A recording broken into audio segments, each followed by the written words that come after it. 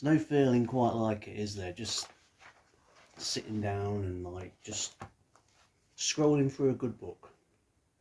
And this is why I reject Kindles, to be honest, because when you pick up a book, open up the pages, it's just a whole experience, just throwing yourself into this world, this escapism. And in today's video, I'm going to be talking about the books that we had when we were kids. So in part one, I discussed paperback books. If you've not already seen that, I suggest you look at it. Part two, we're going to be discussing the books that we had when we were kids. So I made a list. I'm going to go through them now. So one of the first authors was really famous back in the day, Roald Dahl. Now I've actually researched this and I didn't realise that he was actually a war hero, because in the Second World War he was in the RAF, so very lucky to survive the war actually. And one of the first books that he wrote was in 1943. I find this one quite funny. So he must have been writing this while he was serving, and it's called The Gremlins. So obviously you know what happened later with that. And this one is worth about £200. So this is where, this is one of his earliest books that I've seen anyway. But we also wrote a lot of other famous books, and most of us have seen these in the films. So we've got, first of all, and if you do find this version, so this is a 1964 first edition Charlie and the Chocolate Factory. I mean, the artwork is beautiful on the cover, and if you find this book, you're looking at about £1,500. That's insane. If you do find that book, do drop a comment below, because I'll be very impressed. But he also went on to write The Glass Elevator, by, Charlie's Glass Elevator later, and I do believe this was 1978, and that's fetching about 140, so that's a really good first edition book to look out for. Now we know, as we discussed in the first video, what you always need to look out for is the dates tallying up, and obviously there's plenty of other systems that are designed to show you what a first edition is. So he also went on to write some books I've never really heard of. This one here is interesting, My Uncle Oswald, 1979. Now this one's fetching around about £200, and looking at the artwork on the cover, I would imagine it's quite risky. So I'm going to have to do a bit of research on this and I'll get back to you. He also did, in 1981, George's Marvellous Medicine. Never heard of that one as well, but if you do find that, that's worth about £200. So a lot of money there to be had from that. He also did Fantastic Mr. Fox. This one was apparently done in 1970, and what I'm showing you now is a 1988 edition. That's gone for about £100.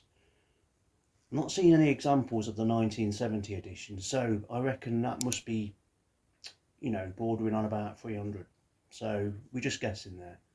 But again, look out for that. So, of course, he also did the BFG. Now we all know this story. I had it told to me as a kid.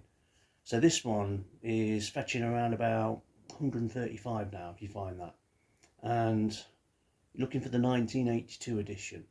So there's a lot of stories going on around about the early 80s with Roald Dahl, because he also wrote The Twits in 1980. And this one's an £80 book, and I've actually owned this one myself, so I managed to trade it for about 50. So it was quite a few years back now, so it's not gone up much. And then also we've got The Witches in 1983. This book is fetching about 150, so you want to be looking for this. And what else did he do? Oh yes, Matilda. We all know Matilda. This is a really popular one from 1988, first edition. And if you find this, you're looking at about 150 to 200. So it's really sought after. So that is a basic list of some of Roald Dahl's absolute classics. Now we're going to talk next about Dr. Seuss. So yes, he was coming up with some absolute classics too. And I think most of his books, looking at this, are in the 50s. It started out. One of the first ones I can see here, and it's probably not the first, is Horton Hears a Who. Now we've seen the cartoon recently, the animated. This one here from 1954, I can't see any examples of sold, but I'm guessing it's going to be around about £500. So we've got the 1957, the classic, The Grinch. The Grinch That Stole Christmas. We all know that, we've all seen it. And if you get a first edition from the 1957, you're looking at about £500. I mean, that's crazy. And then in 1971, there's Lorex. So that's about a £200 first edition as well. All worth picking up. And of course, this one I've seen here, The Cat in the Hat, that's quite an old book, 1957, but for some reason, it doesn't seem to be holding the same amount of value. I've seen this go for 50, 60. I can't really price it, but that's what I'm going to say it is. So correct me if I'm wrong, do comment below. And yes, I remember these books. So 1980s, we all had these books, even though they were from the 60s and the 70s and way before that. The Ladybird books. A few examples here of decent ones. So we've got Ko Samula, 180 quid. I've never read that. Couldn't tell you what it's about, but look out for it. And then we've got High Tide. There's quite a few of these sold. They're all fetching around about the 80 to 100 mark. And you'll find them with the dust cover, because these are the really old ones, like the ones from the 50s. And, you know, Ladybird was going before that in the 40s. So that's a good one to look out for, along with Piggly's Plays. Sorry, I get this right. Piggly Plays Truant. That's what I used to do at school. That's about 40 quid, that one. And then we've got Bunnykin's Picnic Party, 40 quid. Jonathan's Shopping Day, that's 35. And then we've got the Cinderella one with the dust cover, the original one. That's going for about 40 to 50. If you look at the traditional Cinderella one, I believe it was released in the 60s. Now, that one without a dust cover, that used to be fetching about £100. It used to be one of the grail books to find. But I've noticed in recent years it's dropping down to about 40 now. And I think what happened was they did like a retro release range of these Ladybird books. Cinderella was one of them, so it's kind of dropped off. And the thing, as we go through these books, the things you've got to remember about these books, it's all about the condition. These books fell apart really easy. The spines would rip off really easy. And kids just generally trashed them in the 80s. They wrote things in there, they drew pictures. So if you can find like a really good mint condition one of these books, you'd be pushing about 50 to 20. So these ones that I'm showing you now are all pretty mint condition. So what else we got? One of my favourites here, Goldilocks and the Three Bears. And I had that book read to me so many times by my mother in the 80s. It was just, yeah, I can just remember it word for word now. So yeah, Ladybird books. A lot of them not fetching what they used to. They do bundle up well, but it's all about condition. So if you've got one with a battered spine or anything, you're not going to make a lot of money, irregardless of what it is.